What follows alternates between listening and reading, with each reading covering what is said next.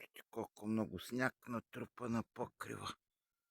12 сантиметра сняг вече на покрива. Тук съм разсял сол и кученца къде ходят. Вижте. Вижте дървото ореха. Значи вали тук от изток. От изток идва снега и навяванията. И гледай колко сняг има вече. Тук съм фърлял сол и ни фаща снега. Гледай кученцата. Какво Матьо?